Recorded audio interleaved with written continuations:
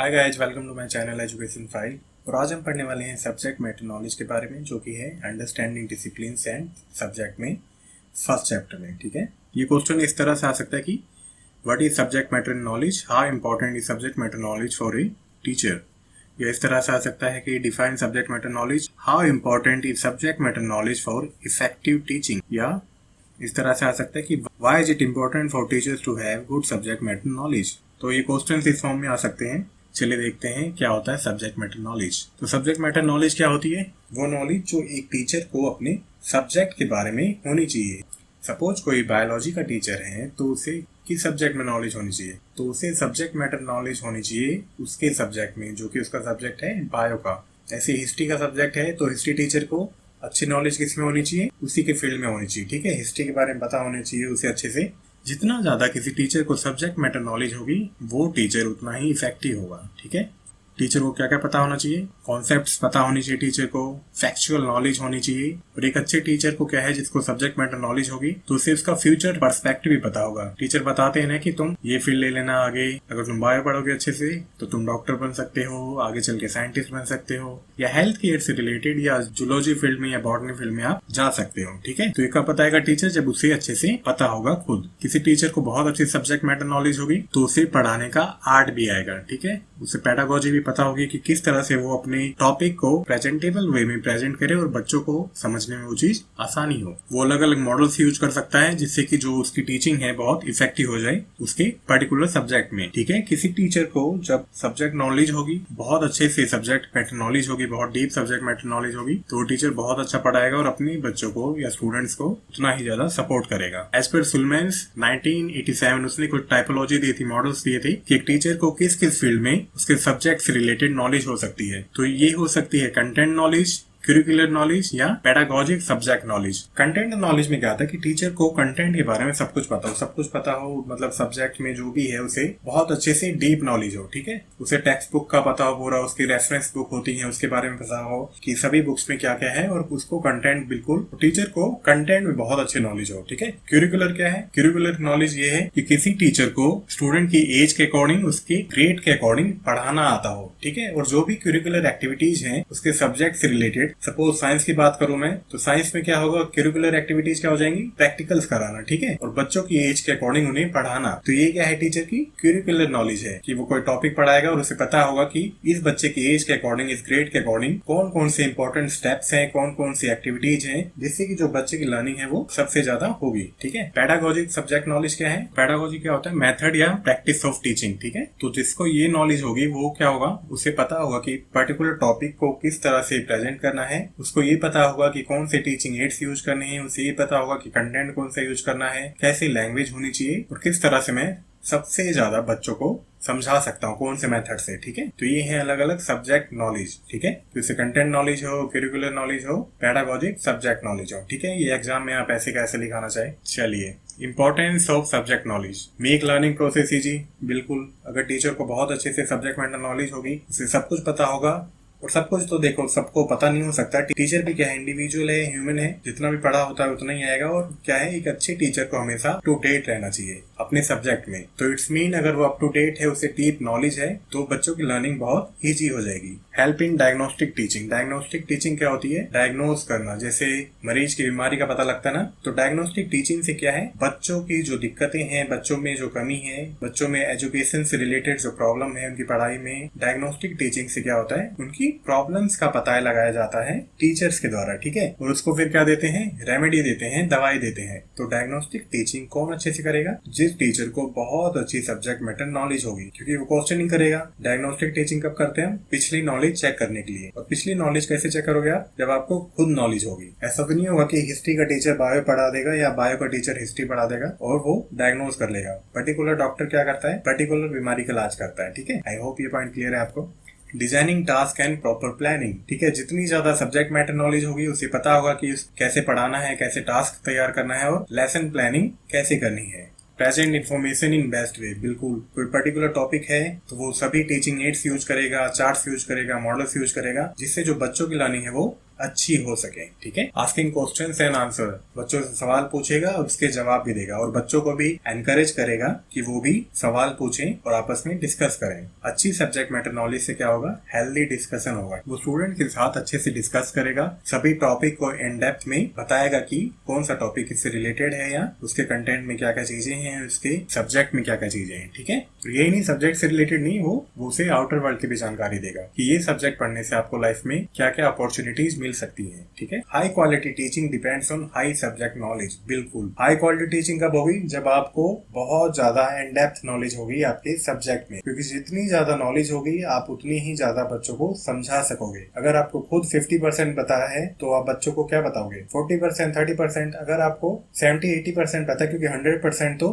किसी भी इंडिविजुअल को नहीं पता। ठीक है, हम सब क्या है, कॉन्टिन्यूअस लर्निंग चलती रहती है और जो भी नया आता रहता है हम उसे ग्रैब करते रहते हैं। जो भी टीचर के पास है, उसके पास जो भी हाई क्वालिटी टीचिंग के जो स्किल्स हैं, उसके पास जो सब्जेक्ट मैटर नॉलेज है, वो बच्चों तक ट्रांसफर करने में हेल्पफुल होगा। ठीक है, नेक्स्ट है subject matter knowledge helps to use different pedagogical skills. अगर आपको बहुत अच्छी सब्जेक्ट मैटर नॉलेज है तो आपको पेडागोजिकल स्किल्स जो भी हैं, जो पढ़ाई के तरीके हैं, मॉडल्स हैं, प्रैक्टिस हैं, आप वो बहुत अच्छे से यूज करके अपने बच्चों को, अपने स्टूडेंट्स को बहुत अच्छे वे में समझा सकते हो। आपको ये पता होगा कि कौन सी टेक्निक या प्रैक्टिस यूज करने से आपके बच्चों को सबसे ज्यादा समझ में आता है। चलो नेक्स्ट क्वेश्चन इसी में आता है कि why you need to improve the quality of professional training for teachers. Explain steps by which you improve subject matter knowledge. की हम सब्जेक्ट मैटर नॉलेज को कैसे बढ़ा सकते हैं टीचर्स में या अपने आप में, क्योंकि हम भी टीचर हैं यार, है ना। Describe ideas for developing subject knowledge and pedagogy. चलो हम ये पढ़ते हैं कि कौन कौन से मेथड्स हैं जिसके द्वारा टीचर की सब्जेक्ट नॉलेज को बढ़ाया जा सकता है। ठीक है,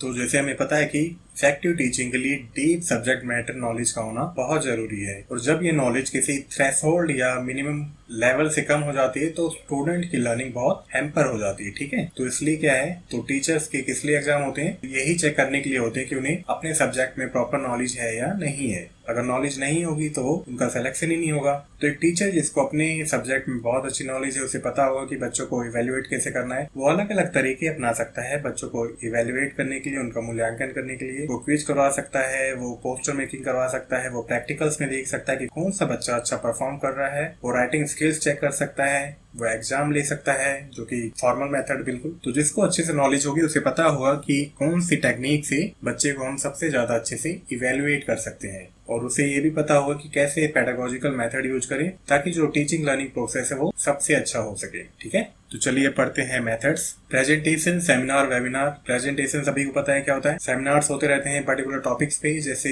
हमें पढ़ना है कि role of ICT in education, तो अगर कोई उसी फील्ड से रिलेटेड कोई पर्सन आया है, कोई प्रोफेसर आया है जिसे उस फील्ड में बहुत अच्छी नॉलेज है, तो जब वो प्रेजेंटेशन होगी या सेमिनार होगा, और आजकल ये वेबिनार होता है ऑनलाइन, ठीक है, तो वो सभी चीज बताएगा कि कैसे आईसीटी एजुकेशन में बहुत बड़ा रोल प्ले कर रही है आजकल, और इसकी क्या हिस्ट्री थी, क्या प्रेजेंट है और क्या फ्यूचर पर्सपेक्टिव होंगे। तो हमें क्या पता चल गया, आईसीटी के बारे में पता चल गया, और हम उसको अपने सब्जेक्ट में यूज कर लेंगे अपने सब्जेक्ट को एनहेंस करने के लिए। ठीक है, क्योंकि आजकल क्या है, वर्चुअली सब कुछ बहुत इजी हो गया है, वीडियो दिखा के, एनिमेशन दिखा के, पीपीटी दिखा के, पिक्चर्स दिखा के, तो बच्चों की लर्निंग बहुत ज्यादा अच्छी हो रही है। क्लियर है point. Wider reading, wider reading मतलब यही नहीं कि खाली आप बस उसकी बच्चे की सब्जेक्ट बुक पढ़ लो। वाइडर रीडिंग के लिए आप कहाँ से पढ़ सकते हो, आप इंटरनेट से पढ़ सकते हो, ब्लॉग से पढ़ सकते हो, रिसर्च आर्टिकल्स पढ़ सकते हो, ताकि आपकी सब्जेक्ट मैटर नॉलेज बहुत वाइड हो सके। क्योंकि अगर किसी टीचर की जो नॉलेज है वो नैरो होगी, केवल सब्जेक्ट से रिलेटेड होगी, तो वो बहुत कम बता पाएगा बच्चों को। लेकिन टीचर को बहुत ज्यादा नॉलेज है, बहुत वाइड रेंज ऑफ नॉलेज है, उसे अलग अलग फील्ड्स के बारे में पता है अपने ही सब्जेक्ट में। ठीक है, अपने ही सब्जेक्ट मैटर नॉलेज उसे इतनी है कि उसे अपने सब्जेक्ट में बहुत ज्यादा पता है, तो बच्चों को भी क्या है उतना ही ज्यादा बता पाएगा। ऑनलाइन कोर्स आ गए हैं आजकल। सपोज आपको एजुकेशन में ही कोई ऑनलाइन कोर्स करना है इसी से रिलेटेड, जैसे रोल ऑफ आईसीटी या how to improve the inclusive classroom, तो आप ऑनलाइन कोर्स भी ले सकते हो। जैसे कि कई साइट्स है ना, coursera.com, edx.com, तो इससे क्या है, तो इन ऑनलाइन वेबसाइट्स पे क्या है, ऑनलाइन कोर्स अवेलेबल है, और आप अपने सब्जेक्ट के अकॉर्डिंग इन ऑनलाइन वेबसाइट्स पे जा सकते हो और अपने सब्जेक्ट से रिलेटेड ऑनलाइन कोर्स कर सकते हो। ठीक है, तो ये क्या है, तो आपके पास जो प्रीवियस नॉलेज है वो एड ऑन हो जाएगी। ठीक है, और आपका ज्ञान और ज्यादा बढ़ जाएगा। यूनिवर्सिटी लिंक्स, यूनिवर्सिटी लिंक्स मतलब जो वहाँ पे प्रोफेसर्स होते हैं। सपोज हम एजुकेशन की बात करें तो हमें ये पता करना है कि इंक्लूसिव क्लासरूम को हम कैसे इफेक्टिव बना सकते हैं, और यूनिवर्सिटी में कोई प्रोफेसर हैं या कोई स्कॉलर्स हैं जो इसी चीज पे रिसर्च कर रहे हैं। ठीक है, तो आप वहां जाके पता कर सकते हो, तो आप यूनिवर्सिटी में जाके पता कर सकते हो कि कैसे कैसे वो इम्प्रूव हो सकते हैं टेक्निक्स, कौन से मेथड्स हैं, कौन सी टेक्नोलॉजीज हैं, कौन सी असिस्टिव एड्स हैं जिससे कि आप इंक्लूसिव क्लासरूम को या जो भी आपका सब्जेक्ट है उसको इम्प्रूव कर सकते हो, ठीक है। इसलिए यूनिवर्सिटी लिंक्स का भी होना बहुत इंपॉर्टेंट है आपकी सब्जेक्ट मैटर नॉलेज को बढ़ाने में। ये नहीं कि बस एजुकेशन में हो, कोई बायो से है तो साइंटिस्ट के पास जा सकता है, रिसर्चर्स के पास जा सकता है, स्कॉलर्स के पास जा सकता है कि कौन कौन सी नई टेक्नोलॉजी है, कौन कौन सी नई रिसर्च हो रही है, कौन कौन से नए मेथड्स आ रहे हैं इस पर्टिकुलर फील्ड में। क्योंकि क्या है, सभी डिसिप्लिन्स बहुत वास्ट हैं। डिसिप्लिन्स होते ही क्या है, जो हायर एजुकेशन में पढ़ाए जाते हैं, जिनका ब्रॉड पर्सपेक्टिव है, ठीक है। अगर आप ब्रॉड पर्सपेक्टिव से पढ़ोगे तो आपको ज्यादा नॉलेज होगी और आप बच्चों को वो जाके चीज बता सकते हो। क्लियर है। स्कूल कोलैबोरेशंस क्या है? सपोज कोई स्कूल बहुत अच्छा परफॉर्म कर रहा है किसी पर्टिकुलर सब्जेक्ट में या किसी पर्टिकुलर एक्टिविटी में, तो आप स्कूल कोलैबोरेशंस भी कर सकते हो। उससे क्या है, एक दूसरे की टेक्नोलॉजी, एक दूसरे का ज्ञान आपस में ट्रांसफर होता है। और अगर आप किसी चीज में अच्छे हो, आप उसे बताओगे कि आपने किस तरह से टीचिंग करी और बच्चों का इस तरह रिजल्ट आया। और अगर वो किसी चीज में अच्छे हैं तो वो आपको बताएंगे कि कैसे उन्होंने इतना अच्छा रिजल्ट पाया या किस तरह से उनकी टीचिंग मेथड्स हैं, ठीक है। तो इसलिए स्कूल कोलैबोरेशन से भी क्या होता है, टीचर की सब्जेक्ट मैटर नॉलेज बढ़ती है या पेडागोजिकल स्किल्स बढ़ती है या जो भी मेथड्स यूज होते हैं उनमें इजाफा आता है, ठीक है। कोचिंग टू गेन नॉलेज, जैसे ये ऑनलाइन कोर्स था ना, तो आजकल क्या है, ऑनलाइन सब कुछ अवेलेबल है।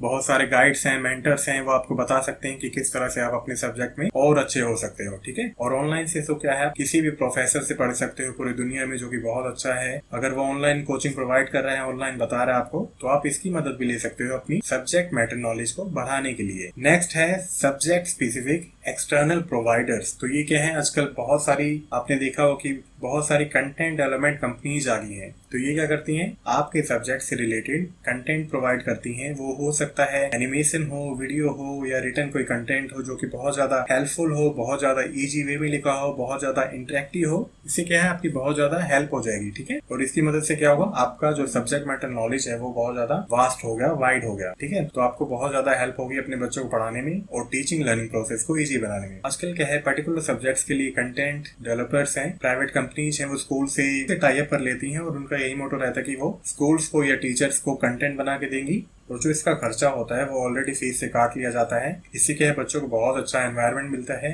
इंटरेक्टिव कंटेंट मिलता है, ठीक है। इंटरेक्टिव कंटेंट में क्या है, पिक्चर्स, एनिमेशंस, 3D मॉडल्स, जो भी मतलब बच्चों की लर्निंग में हेल्प करे। लास्ट पॉइंट है attend lectures of other teachers and professionals. जैसे कि सेमिनार्स पढ़ा हमने, जो भी वो लेक्चर्स देते हैं, तो कोई भी टीचर, कोई भी प्रोफेशनल अगर ऐसे लेक्चर्स दे रहा है, कोई प्रेजेंटेशन ऑर्गेनाइज हो रही है, कोई वर्कशॉप ऑर्गेनाइज हो रही है, कोई इंटरनेशनल कॉन्फ्रेंस ऑर्गेनाइज हो रही है, तो अगर आपकी वो सब्जेक्ट से रिलेटेड है तो आपको जरूर जाना चाहिए वहाँ पे। क्यों? क्योंकि वहाँ पे बहुत सारे लोग आते हैं, बहुत सारे प्रोफेशनल आएंगे जिनको आप ही की फील्ड में अलग अलग पर्सपेक्टिव से बहुत ज्यादा ज्ञान होगा और वहाँ पे आपको मौका मिलेगा अपने ज्ञान को शेयर करने का, अपने नॉलेज को शेयर करने का। और आपको पता चलेगा कि पर्टिकुलर एनवायरनमेंट में पढ़ाने से या पर्टिकुलर टेक्निक यूज करने से किस तरह से बच्चों की जो लर्निंग है वो इंक्रीज हो रही है या एनहेंस हो रही है, ठीक है।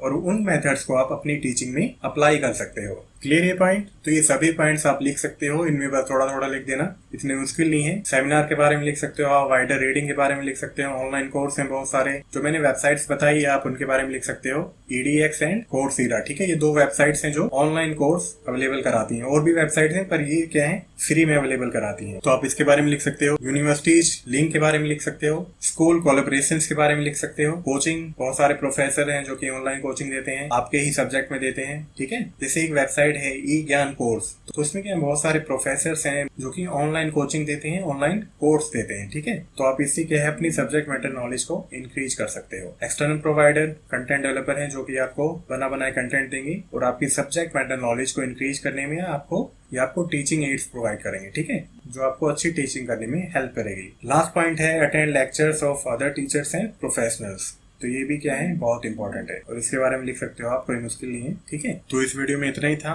आई होप ये वीडियो आपको अच्छा लगा हो, सारे कॉन्सेप्ट आपके क्लियर हो गए हो सब्जेक्ट मैटर नॉलेज से रिलेटेड। अगर आपको ये वीडियो अच्छा लगा हो, आप लाइक कर सकते हैं, आप चैनल को सब्सक्राइब कर सकते हैं और फ्यूचर नोटिफिकेशन दबा सकते हैं बेल आइकन। चलिए, till then bye bye, take care.